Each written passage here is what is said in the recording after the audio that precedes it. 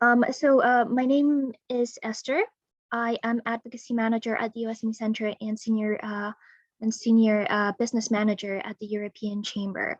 Before I give the floor to the European Chamber's SME Forum chair for opening remarks, I would like to say a few words about the EU SME Centre. The EU SME Centre is an EU-funded project that is implemented by 5 partners. You can see them in the slides here. The Italian Chamber, the China Persian Business Council, the Danish Chamber, Eurochambre, and the European Chamber.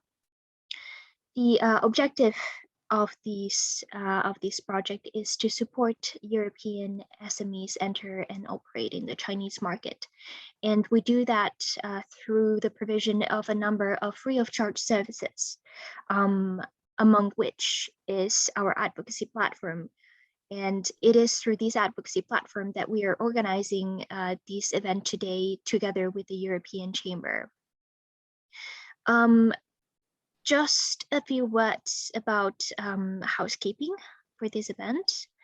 I would ask all participants to keep yourselves muted unless you are speaking or you want to speak. There will be a Q&A session at the end of the meeting, but you are also more than welcome to send your questions through the chat as the meeting progresses.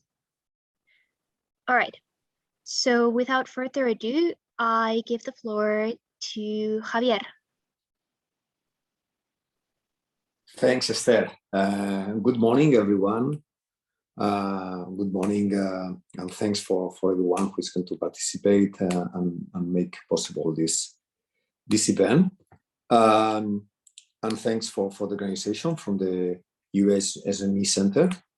And what I would like to open to talk is like a quite very interesting topic we are going to talk today, and we're going to hear from some presentations and some speakers, and it's a quite challenging topic, especially for SME companies, small and middle enterprise in European companies in China, because about the pandemic and about all the current situation is happening in China and in the world, but especially in China, it's more and more difficult how to attract and keep good talent in the company.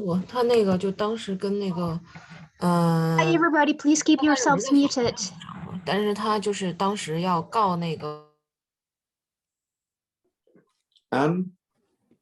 And then specialist mention is about the pandemic situation, like and what is happening now in China, especially to keep how to keep the good talent in the companies and how to attract them is getting more and more challenging. Now we could say we have talents and from local talent, local employees, but also is many expats in China are coming and were before, but are now about the difficulty or stay in China. About everyone knows visas and many process is getting more and more difficult also for the European companies find and hire and keep talent in our company. That make a big challenge.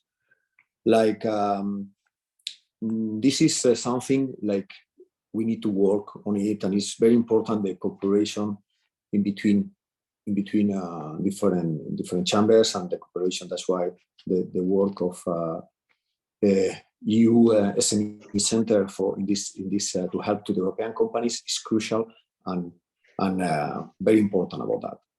And let's go today for how we're going to talk. We are going to have a nice presentation from Ms. Connie Zhu. She's representing PwC China. And later we will have a nice table discussion with 3 panelists. First one is going to be Amy Stanfield from Shanghai HR working group, vice chair from company, from Fragomen. We will have a Sunny Sun from Beijing HR Forum, vice chair. We will have Sebastian Hart, South China HR Working Vice Chair from Bosch Company, and Sunny is from Bernard Center. And we will have as Raquel Ramirez from R Consulting, HR Forum Vice Chair. And as a moderator, we will have Ms. Janet Yu from Shanghai Chapter, National Chair, HR Working Group. What it makes this interesting, the panel today, is like are coming from different industries for different parts of China, different chapters, what will give us different overviews and different opinions about how we can develop and keep and attract talent in our companies. And just now, I pass the word to Esther and to Ms. Connie too for the presentation. And thanks everyone. And I'm sure it's going to be an interesting meeting today. Thank you. Thank you, Javier. Let me share the screen as well with Connie's presentation. But Connie, feel free to say a few words if you want to start. Thank you.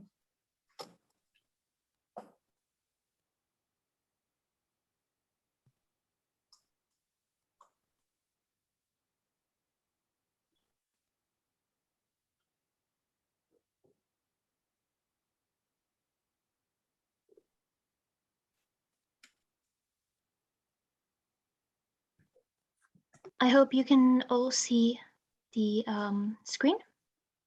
Yes, I think we are able to see the screen. So morning, everybody. So my name is Connie Zhu. I'm from PwC People and Organization Consulting. I'm a partner based in Shanghai. So it is my pleasure to share with you some of the trends that we see in the market on talent. So the findings that I'm going to share with you today is actually from our annual survey. So the name of the survey is called Hopes and Fears. So by hearing the name, you will see that it is actually a survey around the workforce globally and also in China. So what are the hopes from the talents, and also what are the fears from the talents? And the findings that I'm going to share with you is from last year's survey. And in this year, we are continuing to doing this, but it's still under the process. So may find another chance to share with you about this year's survey when it is done. So a couple of interesting findings that I can introduce. Next page.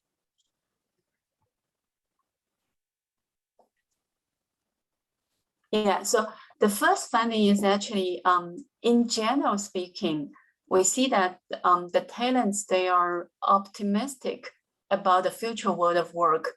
Specifically, if we go to next page, we can see that in mainland China, actually over 50% of people, no matter at what age group, they are still optimistic and positive about the future, the job market. And comparatively speaking, the younger the workforce, the more optimistic they are about the future of work. And also comparatively speaking, people in large cities, in major metropolitan area, they are relatively more optimistic about the future than people who are in the rural areas. Next page. And then also people who are with higher income, they are more confident about mastering the new technology. As we say that everybody are a bit afraid about the impact brought by the technology to the job market. And comparatively speaking, based on survey, you will see that people who are with the income higher than which is 360,000 a year, they are more optimistic. And also people who work in large organizations, which is above 1,000 employees, they are more optimistic about the future. So this is the first finding about, in general, people still think the future is positive. And then if we move to next page, then here comes to the second finding. So people are still concerned about job security. So specifically, next page. Yeah, specifically, there are some figures. So you will see that roughly half of the talents, they are worried about what's the impact brought by digitalization. So 51% people are worried about automation is putting many people's jobs at risk. And also 50% thinks that advances technology might mean their job will be made obsolete in the next 5 years. And 48% think that traditional employment won't be around in the future. So this shows that, okay, actually half of our talents, they need to know more about the impact of the technology, need to know more about digital vision, so that to some extent, they could ease their concern on the future job market. So next. Yeah, and the third trend that we see from the survey is remote and hybrid working is in demand. So here are some further charts. Let's move on to next page. Yeah, so you will see that actually we see a vast majority of people, they actually prefer wholly or mostly virtual working. So here are some detailed figures. 33% of people, they prefer mostly virtual work with some face-to-face. And then 23, they prefer a wholly virtual base. And then only 16% of people prefer mostly face-to-face with some remote working. So people are more and more, asking for virtual working environment. Next. Sorry, still go back to the previous, yeah. And one interesting finding is that globally, actually 52% people said that if forced to choose, they would prefer stability over autonomy. But in China, the result is actually opposite to the global survey, which means 60% of people, they prefer autonomy over stability. And how do they define autonomy? So they say that, okay, to be in control of my work, what I do and when I do it. So it's like 60% of people, they want it to be in control of their work. They can decide what I do every day and when I do that. So I think this is an interesting, a finding, which means from the employer's point of view. So if we can give them more autonomy and we can let them more freely decide their, when they work and what they work, etc., then there is an opportunity actually to increase employees' motivation level and also to spark the productivity. And next page. Yeah, and here we ask the survey participants a couple of questions. So which of the below trends do they believe will transform the way people work over the next 3 to 5 years? And the top 3 picks are first, the technology breakthrough, and secondly, global shifts in the location of work and economic activity, and then demographic shifts. So I guess if we do the survey this year again, the second one probably would even increase based on the current pandemic situation. So things just won't go back to the way it was before. So the current global landscape, etc., are severely impacting how people view their job opportunities. Next page.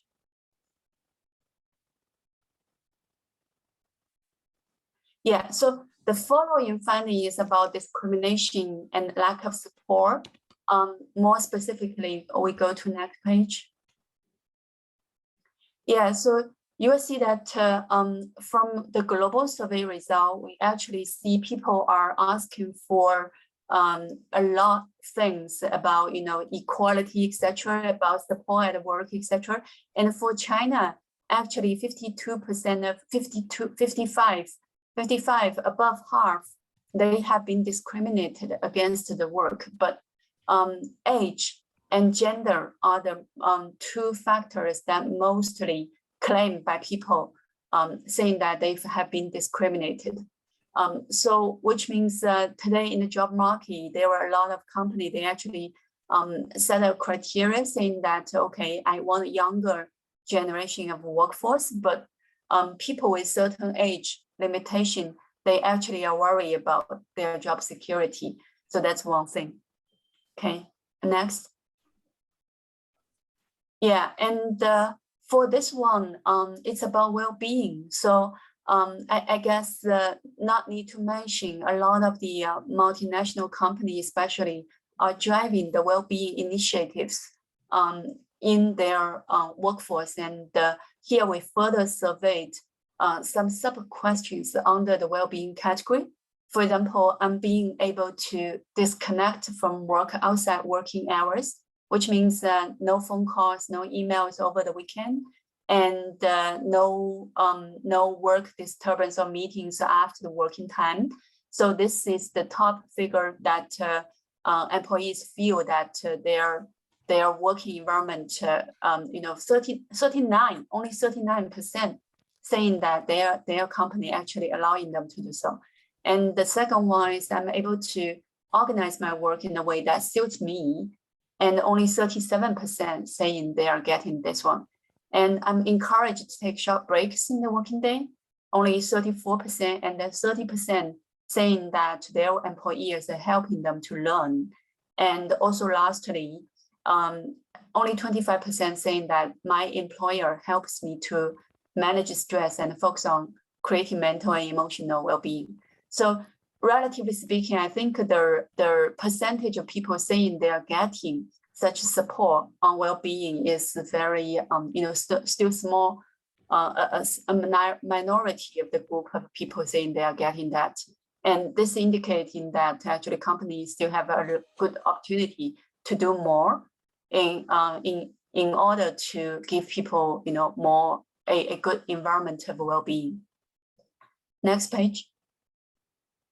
Yeah, and the other interesting finding is impact versus income. So we can go to the next page and see the chat details. So two interesting questions. Firstly, 87% of people say that they want to work for an organization that will make a positive contribution to society. And here we've listed a couple of industries who care least about income. And the healthcare and pharmaceutical industry is the one that people care least about income, which means they care more about the purpose.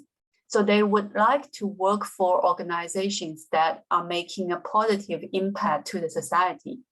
And on the contrary, when we ask another question, if forced to choose, what would you prefer? A job that enable you to take every opportunity to maximize your income, or one job that makes a difference? And then still majority of the survey participants choose that they wanted income, maximize their income. So this triggers an interesting, phenomenon. So which means people care about reward, but at the same time, they also care about the purpose of the organization and the meaning and the impact of their work. So the indication for company is that reward is not enough. As reward, you can never satisfy the talent's reward, right? There are always companies who are paying more to scrap your talents. But at the same time, probably we need to put more attention on building up a purpose for the organization to increase the talent engagement. Next. Yeah, and the other interesting finding is that monitor and interface interference seems to be accepted by more people. This is comparatively sense compared to global. So we go to next page. Yes, so you see that 47% of people, they are happy for their employer to use technology to monitor their performance at work. And 59% would consider treatments to improve performance at work. So the figure here is slightly above the global survey result, which means comparatively speaking, Chinese people, they are more willing to, be monitored during work, but still people got a lot of, concerns about, data security, etc., about companies monitoring their employees' performance. Next.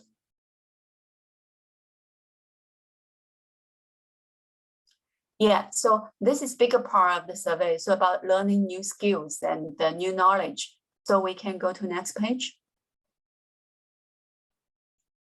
Yeah, so you will see that we surveyed the participants and what are the skills that they claim. I mean, the survey participants claim they have, and the top skills about transferable skills. So like collaboration, like adaptability, problem solving, critical thinking, etc.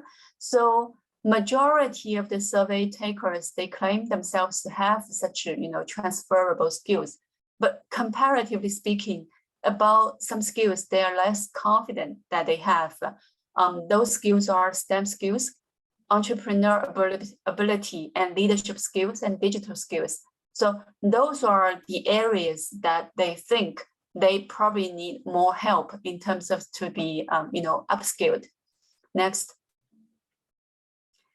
And also, compared to the global survey result, actually we see a very high percentage of people saying that they actually are, ready to learn new skills, and they are getting opportunities from their employers to develop their digital skills, etc. But at the same time, 85% of people say that their ability to develop a skill has been limited by the lack of access to technology devices or infrastructure. So which means, so can I, learn anytime, anywhere? For example, can I learn from my mobile whenever I can? But often the times they will find out that the broadband is not speedy enough to support their, mobile learning, etc. So the technology enablement seems to be really important to drive the learning efficiency. Next page. Yeah, so it seems like the Chinese people are making better use of existing resource of learning. So here you can see that a higher percentage of people claim that they are learning on the job. They are learning from various free online resources, and also they're learning from their employers, etc. So this is also, reconcile with our observation on the market, because at least a lot of the companies, they are still facing new challenges, so people got to learn. And also a lot of the, online learning platforms, a lot of the information. So employees are really get the opportunity to learn from multiple sources, but how quality are those learning sources, and also how targeted are those learning information? This is another question. So we go to next page. Yeah, and one of the interesting findings is that comparatively speaking, Chinese people, Chinese employers, they are having a higher percentage of people think that government is responsible for upskilling. So you can see that globally, 50% of people think government is responsible for learning, while in China, this percentage is 62. And then the other one is globally, 65% of people think that individuals themselves are responsible for learning. But in China, it is actually 55%. So this is an interesting finding that we can think about when designing our L&D programs. Next page. Yeah, so COVID-19 inevitably has speeded the digital skills globally. So we see that like 40% of people have improved their digital skill during the pandemic. And the next page talk about the China situation. And you will see that in China, this percentage actually is more outstanding than the global survey result. 67 employees has answered that they've successfully improved their digital skills during the pandemic. So this is something special about China. Next. Yeah, so after hearing all of these, major findings from the survey, we can quickly go through some of the suggestions for the companies to tackle with such, trends. Can we go to next? Yeah, so about concerns about job security, I think because this is related to digital, because for example, people who are at large organizations at a metropolitan area, they are relatively confident about mastering digital technology. And that means for company, if we can create more transparency about our digital vision and let our people know more about what does digital mean and how will digital impact their total strategy. And that will help to increase the talent's confidence level about digital, and they will have more job security.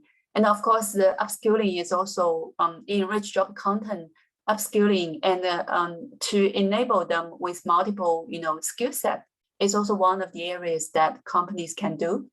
And for the strong bias towards remote and hybrid working, actually, I think in today's situation, a lot of the companies still is already trying virtual working, and for this one, this really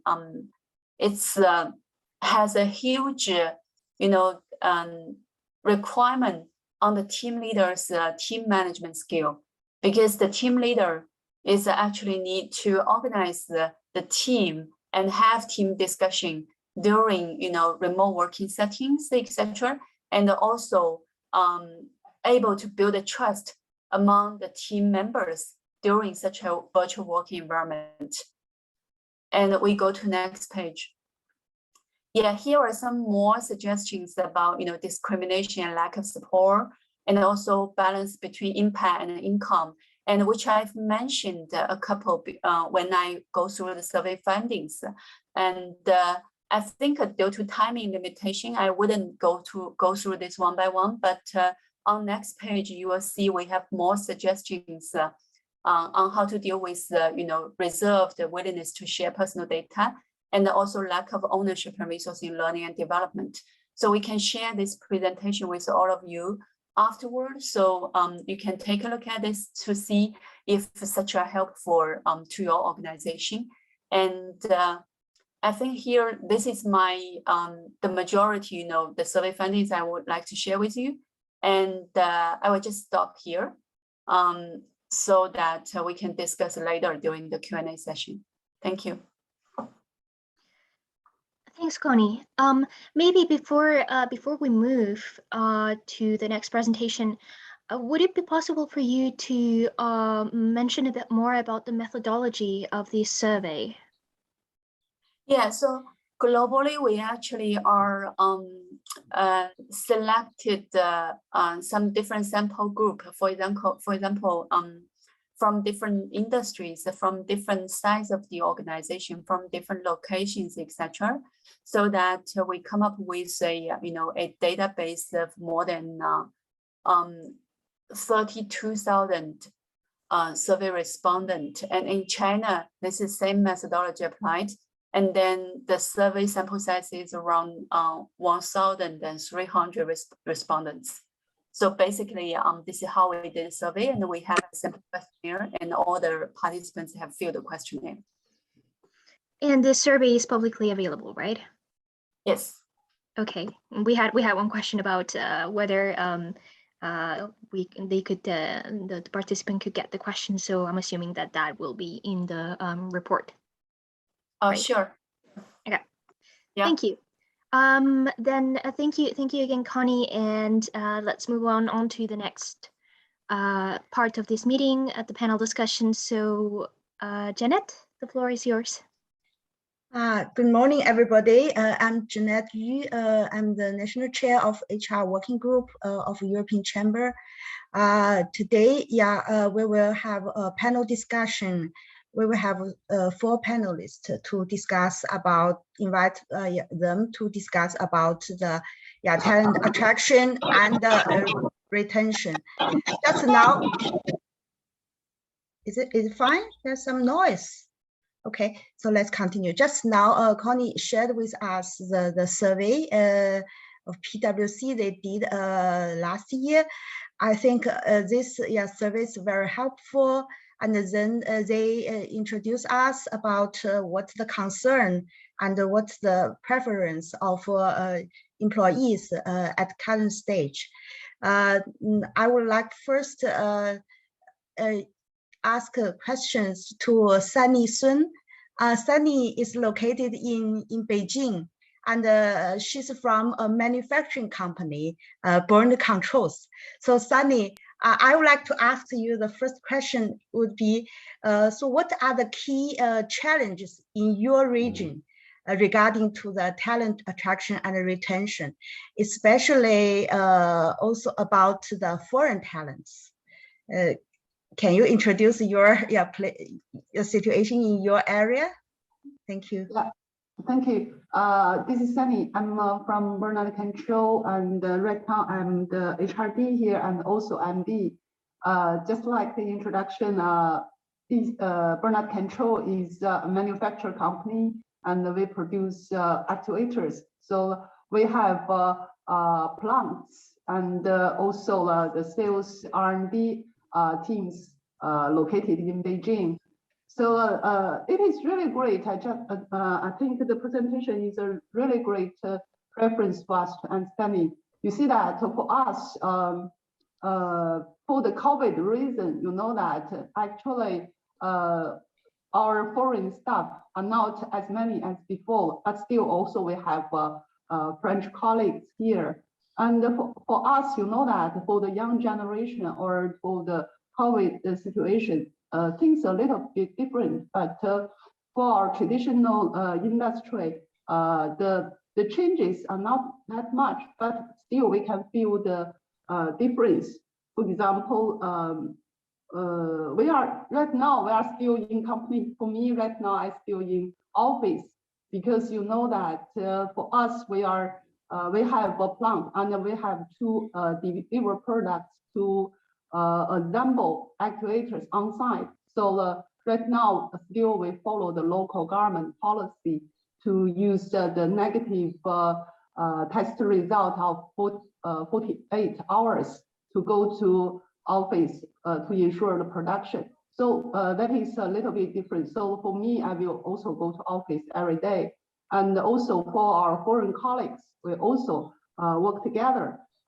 We have French colleagues, basically right now, mainly in our R&D team. So you know that actually right now, for us, the main problem for us, we see that is the language problem, communication. In my company, normally you see that the English is, although it's the basic language, but still sometimes we need to speak in French. So that is the reason. Another reason is you see that we also think that our French colleagues, they have, I think, compared with the Chinese colleagues, they are much more open and also pay attention to the soft skills.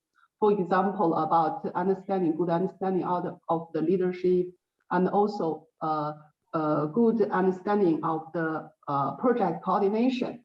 So for us, we will provide more good opportunity for our colleagues in China. For instance, we can provide for the project managers position for our colleagues to ensure our company's position is more attractive and competitive in the market.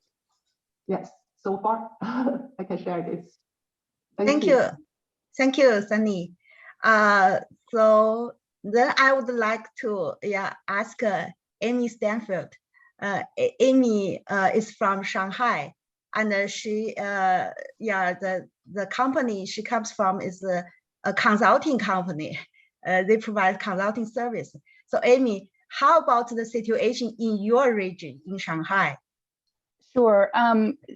So yeah, my name's Amy Stansfield. I'm the HR director for Fragaman, and we are an immigration consulting company. We work with corporations on immigration. So clearly been interesting times in that industry. And I guess speaking from the perspective of a rather small organization, we have 60 employees, most of those in Shanghai, a handful in Beijing. So a completely different perspective from manufacturing or large organizations, but the work that we do is very niche, right? So we do all the training. So I think our focus when you think about talent attraction and retention is really focused on retention. Right? Once we get somebody in the door, once we train them on what we do, they become incredibly valuable to us, and it's very important then that we retain that knowledge and manage that knowledge. Like we alluded to the upskilling and the responsibility of the employer. That is very important to us to continue to grow and develop our talent based on the ever-changing rules of immigration, as many of you will know.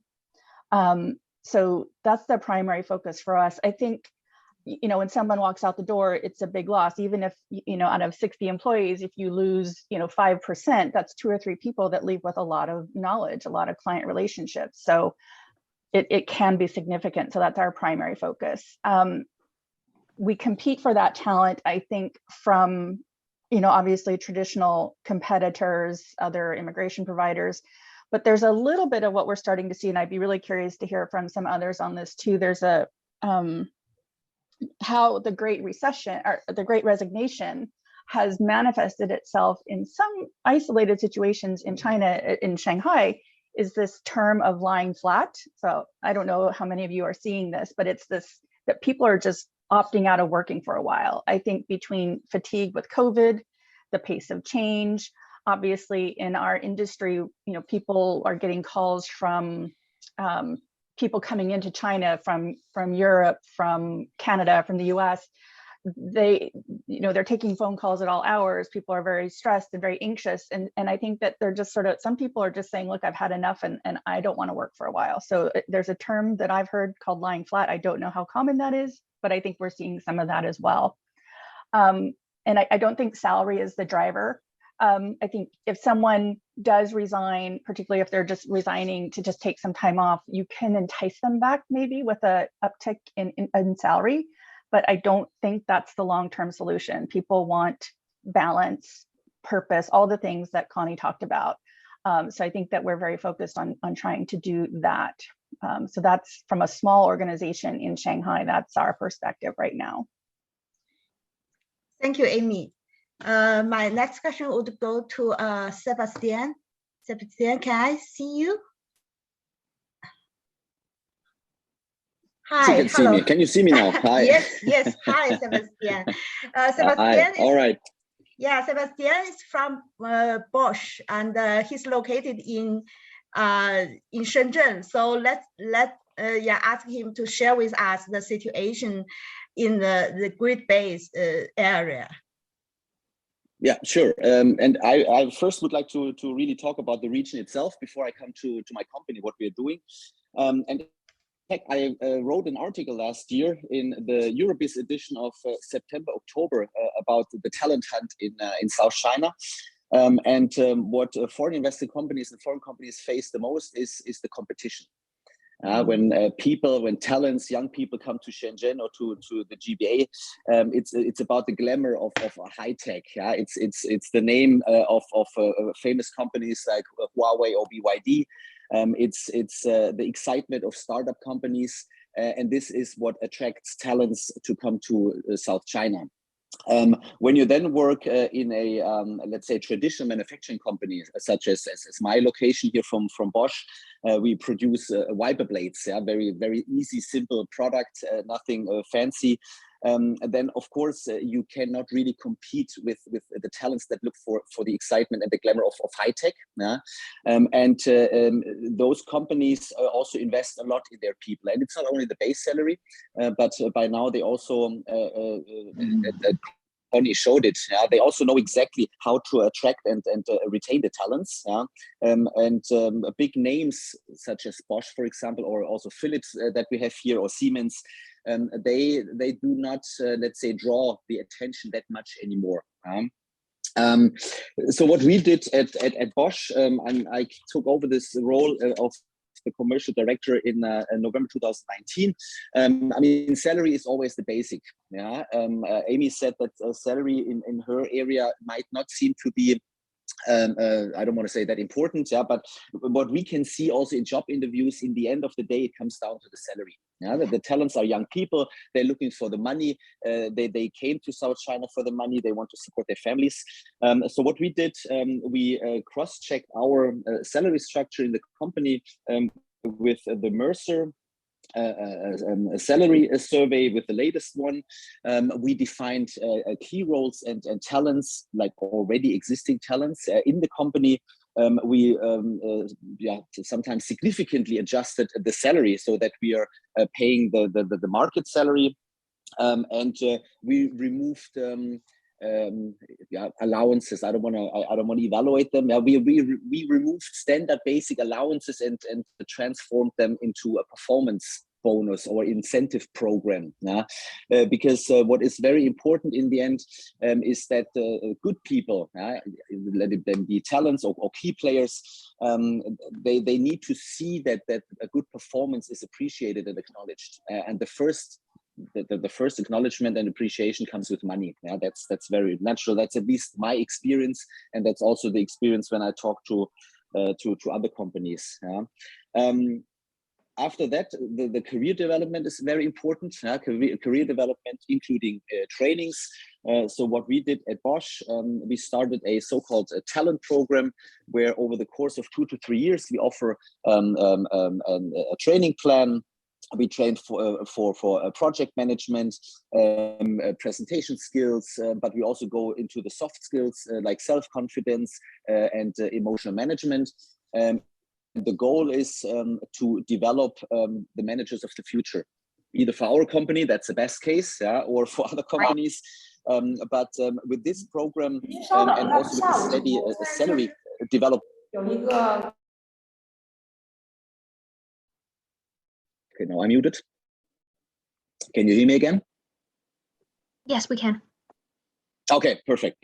Like, let's say with the structured career development program, you can also retain talents that might earn a little bit more money in other companies, but you can still keep them. Yeah.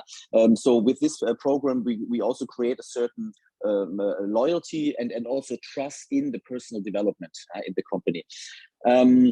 What was very interesting, Connie showed on page 13 of her presentation, the topic of well-being. Based on my own experience, especially when you talk to young people, a topic such as work-life balance might not seem to play a big role. Yeah, so we lost good people that moved to other companies for 20% more salary, but in the end, the hourly rate was basically less than at Bosch because they had to work a lot of overtime and also at the weekend. Yeah, so there. It seems that not for all the young people and talents, the work-life balance might play a big role. And regarding page 15 of Connie's presentation, impact versus income, I mean, this is something that I can definitely understand. People in the job interviews at Bosch, they are fascinated by, let's say, our value-driven organization. Bosch is famous for that. Our company founder once said, I would rather lose money than trust. So there is, let's say, also a big focus on purpose and autonomy.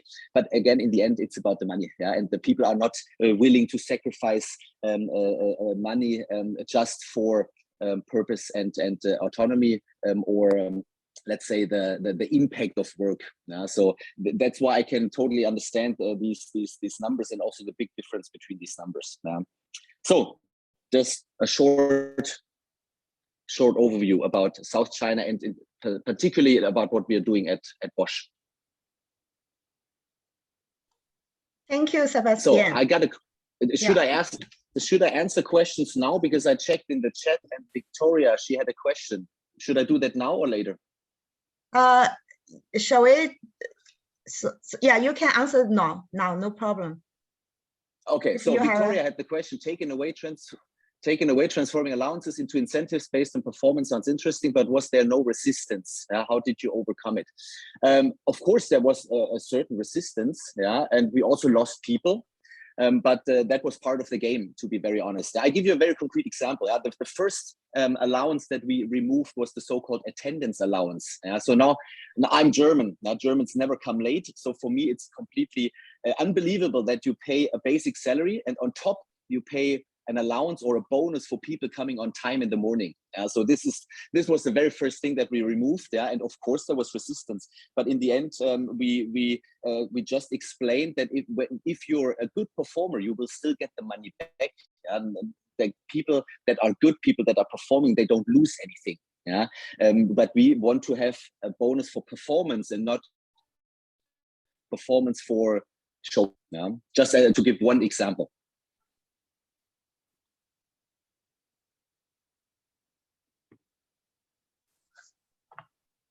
Hello. So, yeah. Have you finished it? Oh, you will continue, Sebastian. No, I think I answered Victoria's question. She wrote me back. Yep, perfect. Okay. So that question is answered. Yeah. Okay, thank you, Sebastian. So my last panelist, let's go to Reko. And Reko is located in Chengdu. And she's from our consulting company. And Rocco, how the situation in the southwest of China? Thank you so much. I'm happy to be here with all of you. Indeed, we're the newly established HR Forum initiative here in Southwest China. I am in Chengdu. And I'm really happy to speak to this. We just published our position paper report that speaks to the concerns and challenges we've been facing specific to our region. I want to express to you first that our goals are to boost internationalization of Chengdu, develop our human resources capabilities, and increase the quality of life in Chengdu to be able to really become a center for talent. We've identified 4 specific aspects, perhaps, or points that speak to the challenges that we face. The first one is what I mentioned, the internationalization of Chengdu. The concerns remain, including a COVID, related travel restrictions, visa procedures, education reforms. I mean, this has really made the hiring process and retention of both foreign and senior talent in Chengdu extremely challenging and has hindered the possibility of really propelling us into that international realm that we're seeking to be in. The second one speaks directly to the access of foreign physicians in Chengdu. This is quite difficult for us. And as I've listened to my other fellow panelists, not something that perhaps is shared, for us, the restrictions are placed on obtaining licenses and work permits, and that also hinders the successful outcome of attracting that specific talent. In addition, people have mentioned in our survey that there are concerns over general provision of quality and international standard healthcare for the foreign nationals here in Chengdu. And it's really a limited access to related information in English. So that continues to also be a difficulty, a concern for us here. In addition, sometimes to even outdated information. So it's important. And we've put into some specific strategies that we can speak to in a moment to try to sort of compensate for these different setbacks. The third point, just as important, is the access to high quality international education. For us across Chengdu, the development of new foreign private schools has really halted as regulations are being more and more enforced and much more difficult. Reducing the ability of high quality school performing for foreign families that is aligned, and so the purpose is to align it with their needs upon the return to their home country. So that has been something we've identified that has truly been a concern for our foreign families here. And lastly, and this applies also to our small medium enterprises, is improving personal banking services. Something as simple but truly complex here in Chengdu is that foreign businesses and their employees in Chengdu continue to face lengthy and complex procedures for cross-border payments, for example, which really makes banking in Chengdu quite difficult and frustrating. So I'm happy to speak later of the assessment we've done and the different strategies to respond to these concerns. Thank you, Rico. Yeah, thank you for all the introductions. But I see from all of your introduction, I see difference existing between different regions. So you see for Beijing, I think Beijing area looks a little bit more traditional. And then in Shenzhen, in south of China, employees more pay attention to the income, and that's very how to say practical, right? So Chengdu, it seems that you pay more attention to the living environment and the working environment, and Shanghai. So it seems that, yeah, as Amy mentioned, because I'm also located in Shanghai, I fully agree with Amy. I think definitely in Shanghai, salary is important, but employees pay more attention to other development chance and other attraction of the job. So you see, we have a big China, so that's so many differences, right? And just now already, some of you already shared some strategies, but I will again ask Sunny. Sunny, so in Beijing, such a traditional place, so I believe, as an international company, your international working environment is really attractive to the employees. But in addition to this, and what you do and what your effort you make to improve your working environment to attract employees. Okay, thank you. Thank you, Janet. It is really a good question. And firstly, I want to share with you or everybody experience for my interview around 1 month ago, and then I can let you understand what's the difference for the young talents and or the senior people. You see that around 1 month ago, sometimes in order to ensure company culture and the communication, I will also for myself to join different interview, although to the frontline position.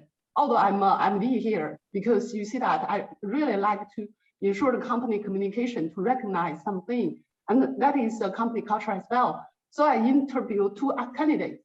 One candidate is for the marketing assistant position. It is a young girl. She is a young girl. And another position is for industrialization position for R&D. And for the young girl, actually, she just graduated from with the master degree of media. And our marketing position is, I think, for my understanding, is quite suitable for her. A girl said that, no, it is finally, she she refused the opportunity. I feel very surprised. And you see that after further conversation, I can learn that the basic reason is she really preferred to go to a company more for digitalization. Okay. And also, you know that, and that will be good for her to have a job in a high-tech company, especially for B2C business. But we are more traditional, just what you mentioned that we are traditional Beijing localized manufacturing company. It is a very traditional way for us for the B2B business. So we will not use that much, for example, like video, this kind of new media communication to promote our brand. So that's the basic reason. So you know that the young people, they are very clear about their direction, what they want. Actually, the money is not the basic thing. And for the senior industrialization position people, I interviewed a candidate. Actually, the candidate, he was very experienced. He worked in a very big company before, and also for large project. Actually, for our position, it is for a very not that difficult production line to analyze the capacity of production. I do not think these people will accept this position. But finally, he compromised. He accept this position. Okay. So he said that I asked why you want to accept this position. Actually, the salary is a little bit decreased compared with his former position. He said that the basic reason that he wanted to take care of his daughter, because right now his daughter in primary school, he want to be with the family and to support her because his former job had too many trips. So from this story, you can see that the people is quite different. Actually, the trend of talents also very different. So it is a really good lesson for me. So for me and for our company, we will do more things to support people. And because we are middle-sized companies, so we will have some, for example, some flexible method to support people. I can give you also 2 examples. One is you see that for our new onboarding people, we can let them to decide what kind of PC they want. Before the onboarding of the new candidates, we will let them to choose what kind of PC they want. For example, you need a PC, desktop or laptop, and what kind of color. So we will recognize their personality and let them feel that they are respected.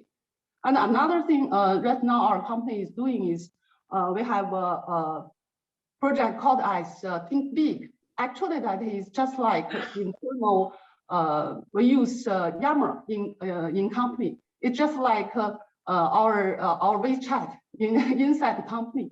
So we use Think Big project. Actually, that is to promote personal leadership. It is, I think, it is a good way for people to show them, you know, that for the COVID reason, people are more restricted to their own area, sometimes in their family.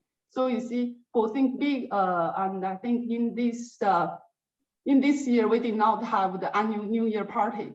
So, but for this project, we have a small event in the Think Big program is to let them to share their Chinese New Year dinner table. It is very welcome, and also from this small project, we can feel you see that people are much more integrated. Yes, so I'll only share some stories, small examples for you for reference. Thank you, Sunny. Yeah, thank you, Sunny. So Amy, so let's continue our conversation. You just mentioned that yes, in Shanghai, when employees, they do not only pay attention to the salary, but they also pay attention to other perspectives. Then how, you also mentioned that you have a lot of competitors in your area. So how you make your company more attractive to the talents in Shanghai in such a situation? So what kind of effort you do for this? Sure. So I think, I mean, our approach has really been sort of, these are global concepts and then we apply them locally. In some of the cases, we're able to take advantage of sort of regional initiatives as well. But I think our focus has really been on training and development so that people, as part of career progression, right? So here, we're going to provide you with the training and skills that you need to continue your career at Fragaman. One of the things that we're in the middle of right now is that we have a 6-month, 12-session leadership development program that we've put in. This is going on globally. Of course, it's spliced by region. So we're about 2/3 of the way through that in APAC. And this is for everyone at the manager level and above. And so, you know, traditionally people sort of progress because in case of Fragaman, you're really good at the technical knowledge of immigration, but you need to also have leadership skills that, you know, like agility, you know, being able to lead through uncertainty, you know, how to maintain relationships to get things done, how to be inclusive. DE&I is something that we're very focused on as well. So we want our leaders to be sort of have those broader skills so that they can lead teams through what I think is just a perpetual state of uncertainty from, you know, 2019 until who knows when. That also includes, you know, this adaptability and adjusting to the hybrid working environment. So we're working with our leaders, our managers and above to arm them with those skills that they need to do that. But I think training and development at all levels has been really important. And if one of the good things to come out of COVID has been that, we're now able to reach so many more people for training and development, because you don't have to go to a training session. You don't have to travel to a location for a training event. The training event will come to you, which means that instead of touching 60 people in the region a year on very specific, core training opportunities, we can take that to everyone remotely. So we're touching way more people and taking a higher quality of training to everyone. And I think that's a huge positive of COVID. And I think, as was noted again, I really like this concept from Connie's presentation, that people do expect us to upskill them, and I don't think that's unreasonable. I mean, who else is going to do that, particularly in our industry that is so niche? But that all goes into making sure that people know they can have a great career here and that there is progression. We've been more rigorous, as Sebastian alluded to checking that our compensation practices are aligned to market and that there are clear career pathways, so that there's rigor to this process. Because we're small, this career development can almost have a very personal, one-on-one almost approach to it. We use professional development plans, so that people that are on the cusp of promotion, they can go on a 3 to 6 month plan to further, fine tune those skills and really focus on that, and then, be promoted once they've gone through that process. And I think that again, that creates rigor, which builds trust, and it does really give people the idea that there is a path. But we're also very focused on the culture of the firm. So globally, and this will feed down locally into China and elsewhere, that we're very focused on being more organized around ESG and CSR initiatives. So that will so there will be opportunities for local offices to feed into a global structure around ESG and CSR. And I think that goes to that purpose question. And yes, the survey says that compensation will win the day eventually in that situation. But if we can do both, let's do both. I think that's our hope here. And then, of course, the well-being piece of it, that'll be part of the ESG program as well. But making sure that we are creating, I like to refer to it as a community, not just a workplace, right? So that we're creating a sense of community in the organization, where everyone feels a sense of belonging. And I think also helping people to find that balance, because people are not disconnecting, right? They're not disconnecting at the end of the day. We're a global organization, so there's conference calls at all hours.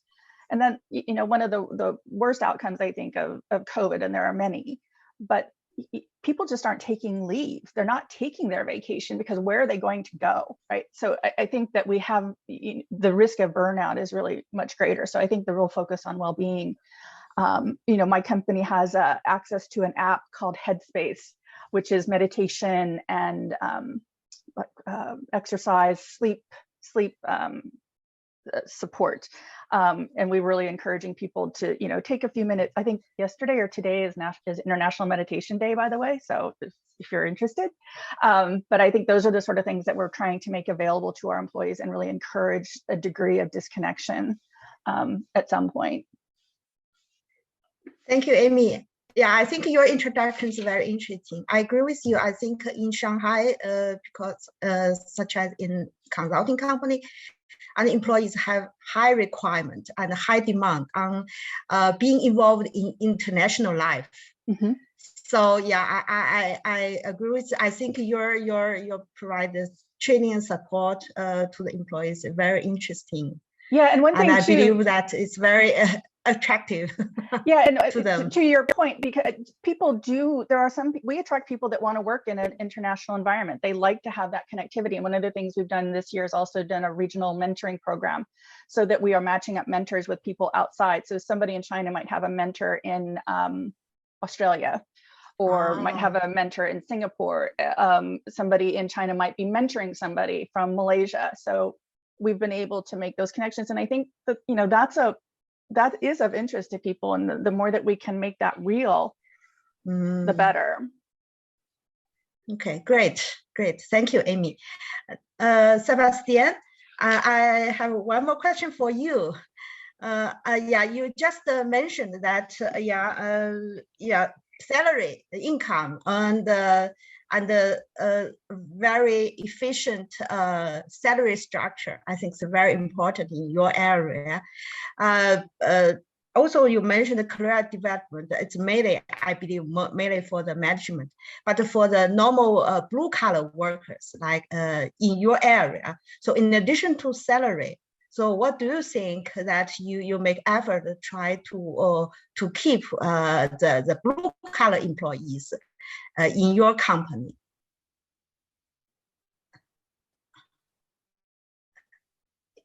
Is my question clear? So I mean that in addition to salary, what kind of strategy or roles? Yeah. Your question is clear. Okay, thank you.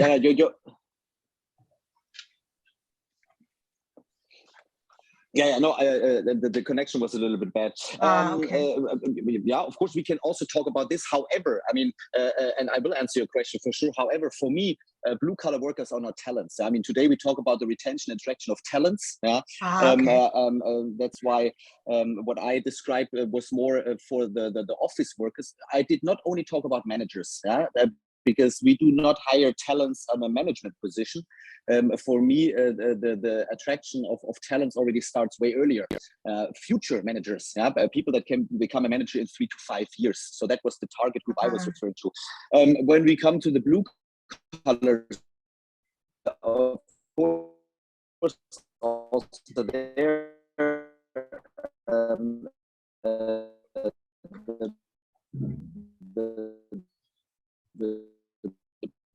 is the salary based with manufacturers, the working conditions. Yeah, is something like air conditioning, is noise reduction, is smell reduction, is like the proper break rooms. Yeah, is the food in the canteen. Yeah, surprisingly, at every town hall meeting that we have, someone is complaining about the food in the canteen. It's not enough, or it's cold, or it's too late, or it's too early, or there are too many people. So those are, let's say, the easier problems to solve. It's less about development. It's less about let's say trainings. The people are trained on the machine. They get their safety instruction, safety training, quality training, and then they're good to go. Yeah, I personally think that I mean, maybe there could be an extra event about the topic of blue collar. Yeah, because that this is, from my personal point of view, requires completely different measures, especially in the manufacturing location, than when we talk about talents. Yeah.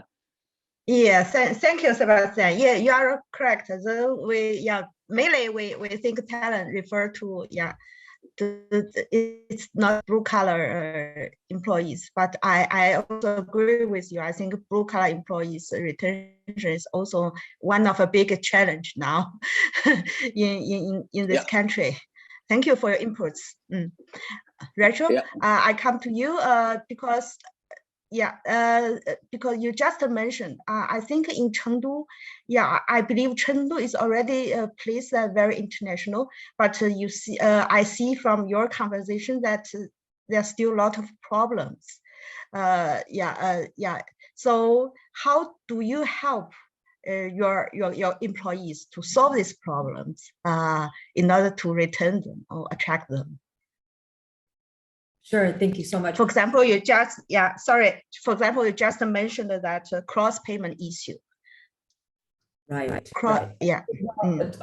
Speaking specifically to that, I think the first thing I want to mention is it goes without saying that most talent, everybody really is looking for, high salary, and in that context, Chengdu recognizes that competing with bigger, more well-known, more popular cities is an inherent part of being here. So we try to highlight the advantages and strategic reasons of why to come to Chengdu, to Chongqing, to Southwest China, and also why to invest. So that's a number one, I think, strategy that we're taking. So the first thing is getting people here before we go towards the personal banking and all the other requirements. The second aspect, which I think also differs, is publishing information in English, having more information in English accessible to our talent in terms of the attraction platforms, and more clarity in the step-by-step of getting to our city and how to apply to certain jobs and so on and so forth. In terms of the personal banking, we have been more specific in we need the designation of at least one fluent English speaker staff member at the local banks so that they can really assist in a much more specific personal manner and support the foreign companies and their different employees in the daily banking matters, shorten the time span, shorten the complexities. Also, we've discussed thoroughly that we need a much more formal training to provide training and support to really empower the local bank offices to handle both corporate and personal banking matters, especially as you mentioned, the cross-border payments, but also from foreign investment companies to foreign nationals. I mean, it's really, taking that into account. Lastly, we need to focus a lot on relaxing immigration rules. I mean, that's something that is necessary to allow, right, foreign nationals to apply, for example, to long-term visas, to have more attractive policies, clear procedures. So we're more, I guess, in that sort of detail and in that aspect, still focusing on how do we do that? How do we bring people here? And then how do we facilitate their lives here so that there's an overall balance between what they're receiving at work and also as 100% what Amy mentioned is key, is the quality of life, as I mentioned as well, and the company culture, right? And yes, as well, training. We are, as Chengdu has really been recognized at a national level in, as a hub for innovation and opening up in general, because as you know, the Chinese government has designated the Chengdu, Chongqing two-city, economic circle. So with that, we very much are trying to catch up, if not catch up, but really position ourselves to be on all levels, international in that sense and accessible to those opportunities and the people that come to pursue those opportunities. Thank you, Carol. Thank you, Rachel. Now let's, I think just now, four of you already shared a lot of your experience and your ideas about talent attraction and retention, but in a general way. Shall we, last part, let's discuss about foreign employees. Because in China, starting from 2018, then the Chinese policy about on the employees, foreign employees working in China, they have been changed a lot. And then we encounter COVID-19 in the last 2 years. So especially at the current time, it's really difficult for foreigners to travel internationally. So could you, four of you, share with our audience specifically about how to retain foreign talent or how to attract the foreign talent to work in China? So can we start with Sunny? Thank you, Janet. Yes, for us, you see that full understanding according to of the young generation and also foreign employees. Basically, for us, you see that we are a traditional industry company. So, but we think we can do something more innovative. We try to be this way, and I have to discuss about my industry. Then you will be more clear to know how we make our position much more competitive, because you see that in my industry we produce actuator. Actuator, you see that it is a very niche application. Not so many players in the market, especially for the foreign brands or foreign company. For the other big companies, actually for us, for the actuator industry, we are around the top 3 in this market. For the other 2 competitor or big brand in the market, they actually do not have R&D in China. But for us, my boss or my CEO really trusted the local market, local Chinese. I think the economic trend he has the confidence in the local market. So he decided around 5 or 8 years ago to bring R&D to China. So that is make our company is, although we are not that big, but we are very competitive in this industry. So we start, you see that for R&D for us, and for management, actually different kind of layers. For some basic R&D only for localization, you know that how to that your product is more cheap. But you see that the real R&D actually is the real research and to produce, to design the new products. So thus we really have a very good R&D center. Right now, that team is set up by the French engineers and the Chinese engineers. And the way we can, you see that, we can match with the cultures very well. So thus, it is very interesting for our French colleagues to work in China.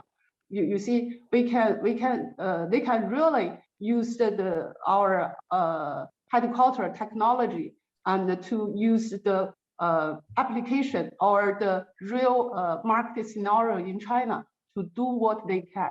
So I think that is a really, so I think for them, for the position, it's not a job, it's a kind of career. So that is one thing. And also another thing is we really welcome young people. We can give young people opportunity. They can be recognized. I think that is the most important thing for us to use right now to keep the young talents and French colleagues here. Thank you, Sunny. Amy, you are from immigration consulting company, so you are more familiar with the Chinese policy on foreign employees working in China. So what do you think that, especially in current situation, so whether how can we keep foreign employees and foreign talents continue to stay in China and Sure. are willing to come to China? Yeah, and just a quick disclaimer is because my role as HR, I'm not an expert in the immigration side of things, so I can speak to it to a very high level. But and the other thing I should mention is that ironically, Fragment in China does not have a lot of expats. I'm currently the only one in China because I think to do the work that we do to navigate government regulations, to unwind and create strategy relative to government regulations really requires local talent. So that's ironic. I'm the only one in the region or in the country. So just to kind of as a baseline, I will say that if you are a newcomer to China, you are someone getting a visa for, say, the first time, there are still extra hoops to jump through to get into China.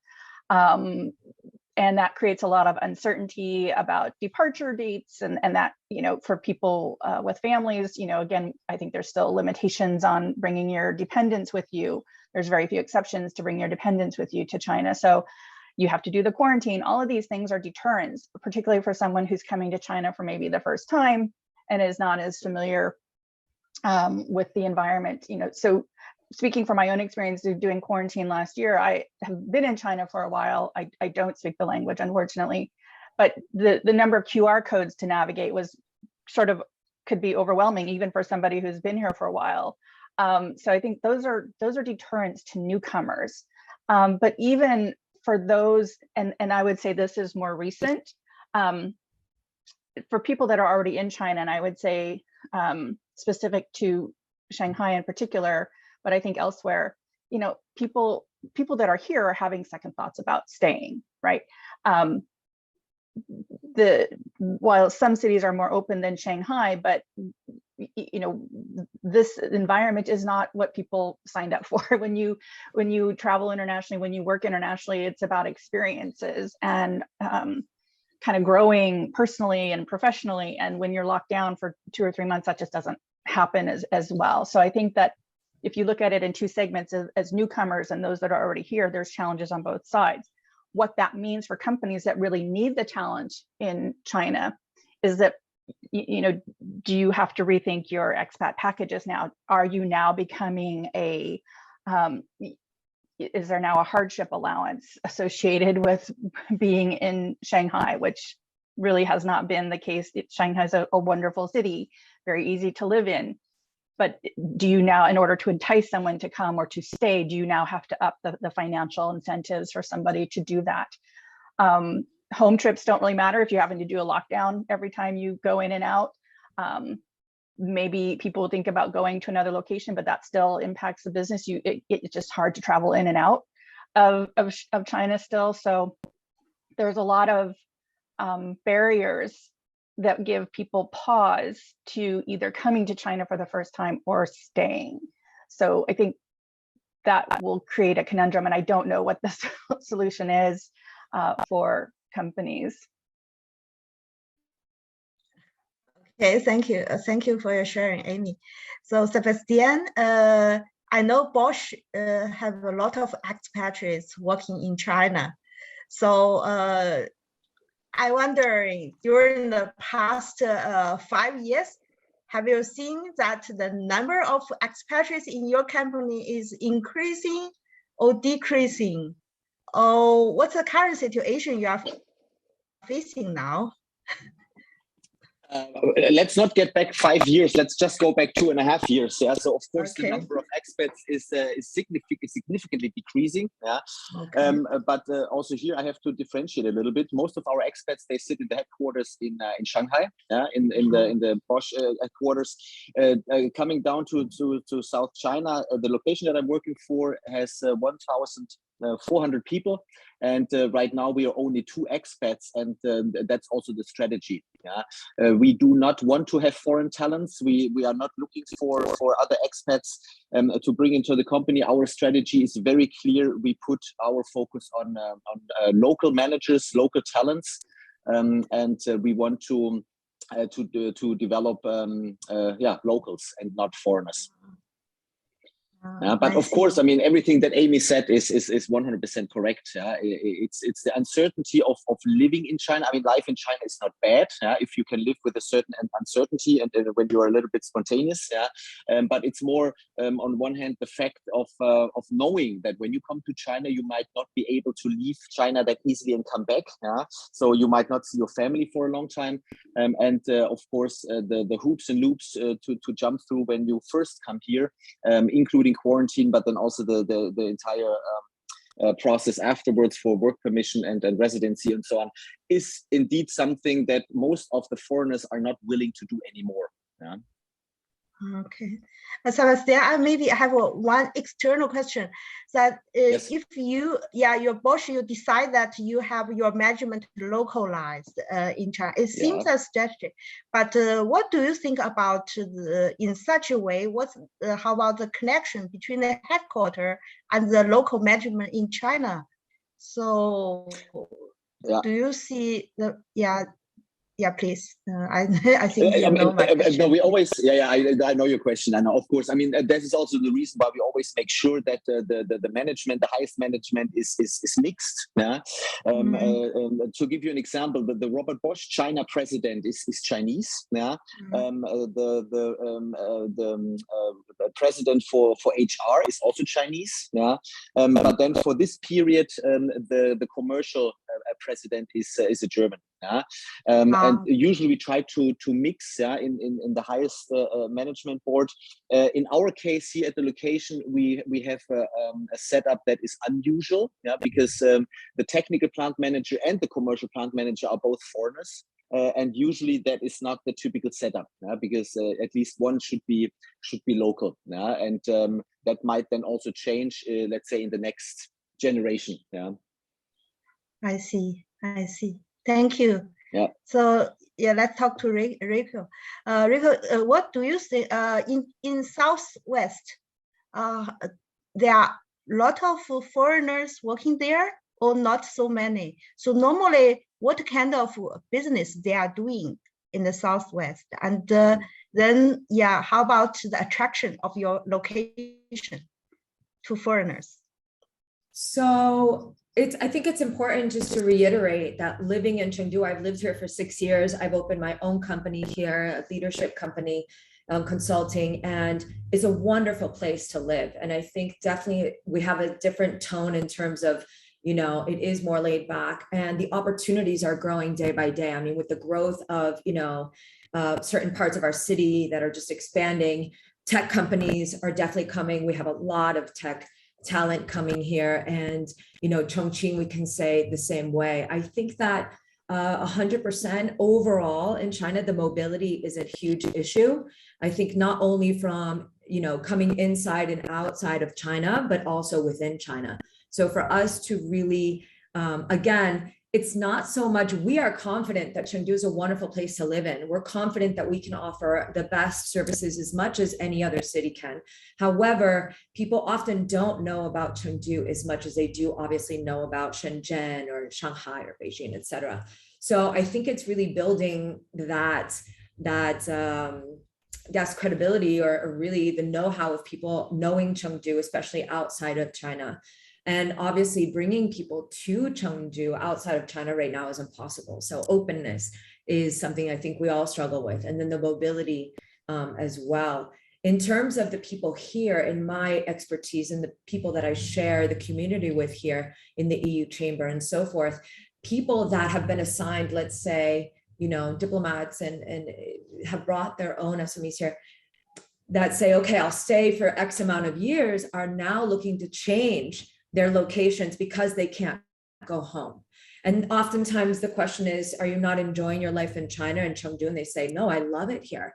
But the problem is I cannot be within these constraints, these limitations, and not being able to go home has definitely changed my mind about finishing out, let's say, my contract of 3 or 4 years. So they're leaving early, 2 years into it or 1 year into it, which is a shame because, they've really contributed in a beautiful way and high talents are here, but retaining them has been really complex with all of the different policies. Post-COVID. Pre-COVID has been a different situation. I mean, again, I've been here 6 years, and I think I can speak to a huge community of expats that used to live here and many more bustling companies and businesses, but definitely post-COVID, it's been a different scenario. It's been a different scenario. Many have left, many have been able to return and had to lose their businesses.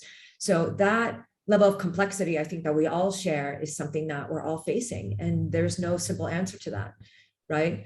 We're just hoping, right, that things will ease up, that thing will, people, it will be opened up, and that we can bring people that have shown interest to come to Chengdu and Chongqing and see the business opportunities, but yet are not able to do so. Okay, thank you. Yeah, I thank you all for your sharing. I think based on our conversation, I realized that to attract talent and to retain them, I think for different industry and different area, you have a speciality in your place. But in general, that for employees, that to attract them, it's very important to specifically to understand what the personal employee, what they need, and what they requirement, and to try to help them to reach their target, to achieve their, to help them to develop themselves. This is one I understand from you. The other one is for foreign employees, for foreign talent. I think for the time being, they really encounter practical problems at the current time. And for companies, if a company want to keep them or attract them, so maybe it's more government policy related, but from company side, that we help them to solve the problem and try to help them to solve the difficulties that they are currently facing. That will help us can keep them at our company. Thank you very much for all your sharing and your support in this panel discussion. Thank you. Thank you, Jeanette. And now we can go to the discussion and Q&A section. I see that we have a couple of questions already. So the first question to all panelists is, in anecdotal discussions with SMEs from different regions in China, it seems that they are all concerned about talent attraction and retention, but for very different reasons. And I think that you have already pointed out some of these different trends in terms of in these different regional trends in your discussion previously. So one example is that, for instance, in northern cities like Tianjin, the concern is that talents tend to flow to the south, to Shanghai, to Guangzhou, Shenzhen. While in the south, competition is extremely extremely tight, right? So, from your perspective, what will be the competitive advantage that SMEs can have versus bigger companies? And if I may go a bit further, what will be the competitive advantage that foreign SMEs have?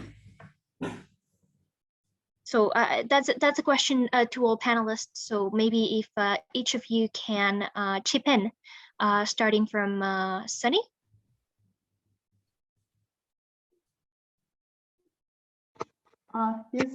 Yes, I'm here. Yeah, so maybe if you can chip in on the question, since it's to all panelists. What is the competitive advantage for SMEs, and particularly foreign SMEs, in terms of talent attraction and retention?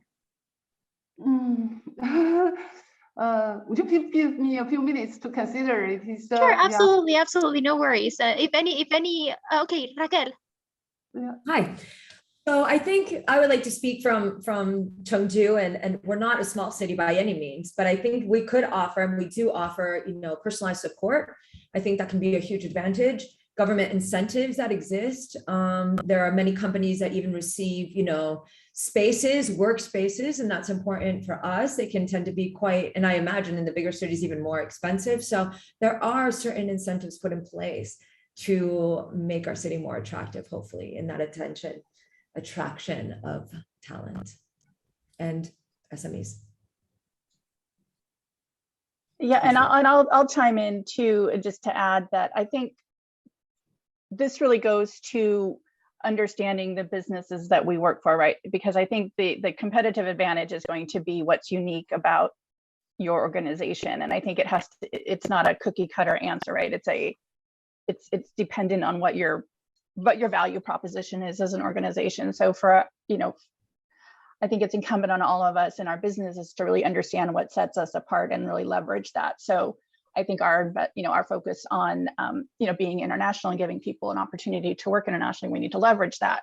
The amount of knowledge that we have and collect, making sure that we are making training available to everyone and that people are really clear about their past. And because we are smaller, let's take advantage of that and let's have a more individualized career path program. So I think you just have to understand what your strengths are as a business and then leverage those to your advantage. And that will attract people who value those same things, and it will enable them to be more successful. So that's sort of been our approach.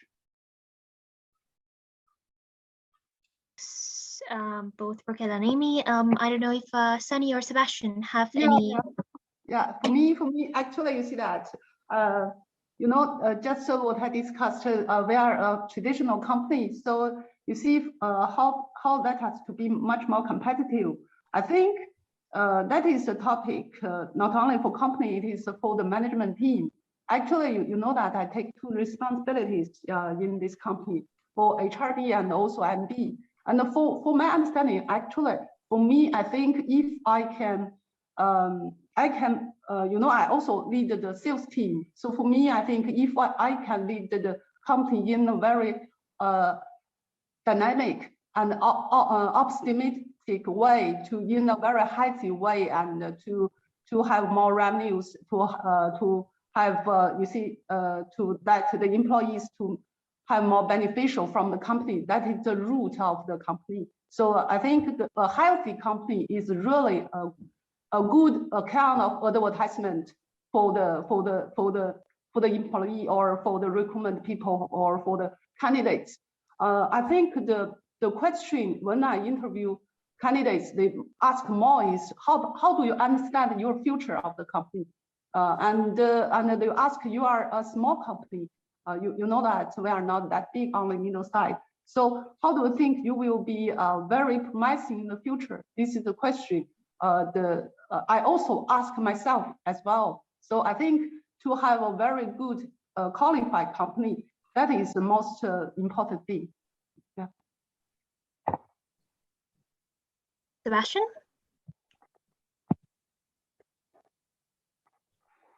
Yeah, I mean, I find this an extremely difficult question. Yeah? And I don't know if we were already able to give precise answers, and if there's a precise answer. I think about SMEs like a size of 15 to 20 people. Yeah? What is the competitive advantage there? Yeah, I mean, one thing that I can confirm based on the experience now that I collected is that let's say a sustainable and promising future, or the trust in the future, is maybe something that foreign SMEs are better in than some examples that I collected from Chinese startups. Yeah, there are a lot of startups are popping up, and then 1-2 years, even if it goes well, and then afterwards it's closed again. And I think there foreign companies are operating in a more sustainable and structured way. That's my personal perspective. Yeah, because other than that, I mean, an SME with 15 or 20 people, they don't have a subsidy in Germany or in the States or something like this. Yeah, there is no international exchange, there is no international network, there is no career development. Yeah, I mean, there we talk about a way smaller scale. And therefore it is a challenge, definitely, yeah, for the SMEs. But maybe the solution is really bringing the SMEs closer together, without creating a competition within foreign invested SMEs for talents. This is also another topic, but maybe with attracting with a international flair. Yeah, maybe this is something where you can attract local talents. I don't know. I really think this is an extremely difficult question. It certainly is, but I do agree that, with Amy that it's very important to know what your value proposition as an SME is, as a company really is. So before we move on to the next question, just a quick announcement. As you may have seen in the chat box, Connie has had to leave, but she is available to answer any questions you may have about her presentation via email. Okay. So moving on to the next question, and that's actually from me. We see throughout China a lot of competition from provincial governments in a lot of areas, right? I mean, who's going to be the one to attract most foreign investment? Who will have the best talent pool, etc., etc.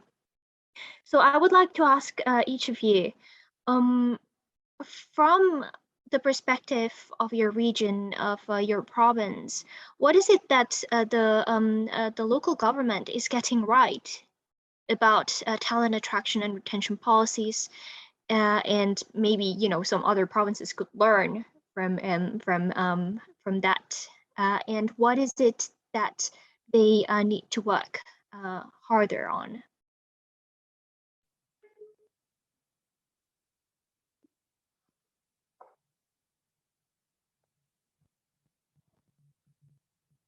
Anybody? Do you want to start with me again? Sure, yeah. Okay, for us, you see that that may be a little different from the other places. You know that for the employee here, or not only for, I think that may be mainly for Chinese people, 北京户口, the Beijing citizenship, that is a really difficult thing for us. But anyway, you see, I know that right now, Beijing local government also try to use some scorecard way to give the score to the qualified people to have their local hukou. And anyway, you see that for us, although we are middle-sized company, but right now we are still high-tech company, so that will also give more score to high-tech company have some extra score for the hukou application. So for us right now, it is a really difficult thing because hukou is really linked with children education to buy your own apartment. So sometimes the policy is quite important for us. So that I think that is a challenge the local government need to support to us. But anyway, I think in the future that will be solved. But right now still is a problem. Yeah. Yeah, I would echo that. Actually, I think that, you know, again, speaking from Shanghai, it's a great place to live. It's a great place to do business. It's an attractive city, but the restrictions around things like social benefits and hukou and whatnot, they're not caught up with this new focus on flexibility, right? So it's not as easy to just work from anywhere, to have full autonomy, as the PwC presentation said, about where you work and when you work. There's just too many restrictions. So we have this demand and an interest in employers to accommodate that, but you run into these, you know, snags with, you know, which social system, you know, where do we pay, you know, those sorts of things. And it's lagging direction there that I think is going to sort of impede ourselves to really fully pursue flexible work arrangements. So I would echo Sunny. Thank you. Sebastian Raquel? So here in South China, I mean, there are a lot of activities regarding talent attraction to the region. Yeah, it was a couple of months ago where there was a big initiative of easing up the process for work visa and also residentship in the Great Bay Area, which also includes Macau and Hong Kong. Yeah. So this is something where the local government is working on, because they know that we have to open up and we cannot only focus on China mainland. Yeah? So in this perspective, there are a lot of initiatives here in the South. Yes. Raquel. Thank you. In terms, I think, of Southwest China, specifically speaking to Chengdu, the things perhaps that they've been doing right is keeping a close relationship and open conversation with chambers, and in that sense, really being open to understanding the concerns and the needs that our talent has, and in general, our companies have. I think that I can voice equally as my colleagues that there's a need to simplify procedures. There's a need to reframe, reduce regulations to really make it much more accessible. Okay, thank you all of you. I would like to ask the audience if there are any questions. You can send them through the chat, or you can unmute yourselves and ask. So I'll just give you a moment.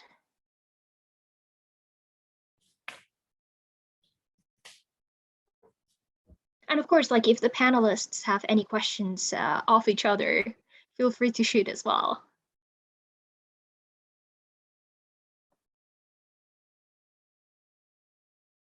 Okay. Well, we still have some time, but maybe I will ask everybody a closing question, if that's okay. And, you know, if something comes up later on, we can take it. I think that we have had a very informative session where we have been able to learn about global and China trends in talent attraction and retention. And as well, we have zoomed in a bit more in terms of the different regions, right, and what's going on in different regions in China. So from your perspective, what would be the one thing that you would want the audience to come away, like, to take away from the discussion? What is it? What is the one thing that you want them to, you know, remember after the session? Maybe we can go with Sunny. Yeah. Okay, no problem. I think I want to use two words. One is adventure, another is confidence.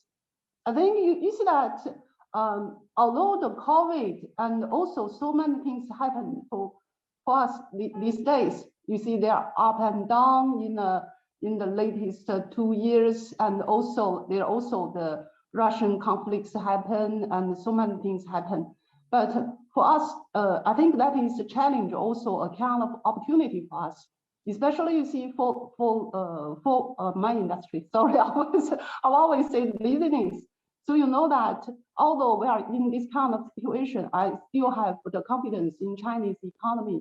You know that you see, because I also take care of the business, I can feel that still the projects are still here, only delayed but not canceled.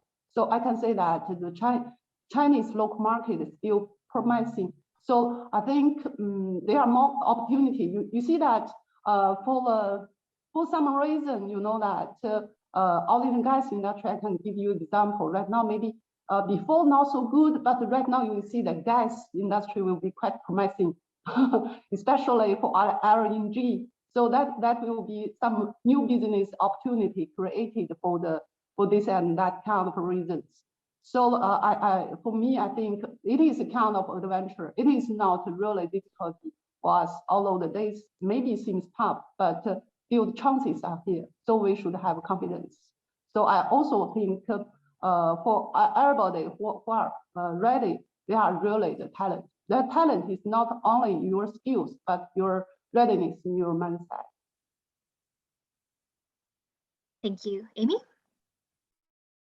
Yeah, I guess I think 2 words that I think have been sort of maybe personal themes even in the last couple of years have been, you know, to just be flexible, to be agile, take some risks, try things that are new, but also perseverance, personally and professionally, you know, to just, you know, keep going. We're all marching in the same direction. You know, we have to try new things. We have to be supportive to one another within our organizations. And so I think just, you know, trying new, listening to what the people are, the talent and the employees are telling you and responding, having an open line of communication and being responsive. I think that's what we've been doing. You know, we listen to what the employees say and we try to respond accordingly, that, you know, that as long as it aligns to the business. And that's what we'll just have to keep doing in all of our markets, but particularly in China.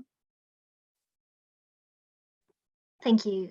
Sebastian, and then Raquel. Yeah, additionally to what the other colleagues said, I would like to emphasize and to motivate the people to use the network of the European Chamber. Yeah, I mean this exchange is extremely valuable. Yeah, that's what I always take away for myself. Listening to best practices. I mean, Amy had this fantastic example, and I wrote it down, of this international mentorship, yeah, and coaching. I mean, these are examples that we can exchange. This is something that we can use to our advantage as a community, because the talents are there, and all of us are facing the same competition.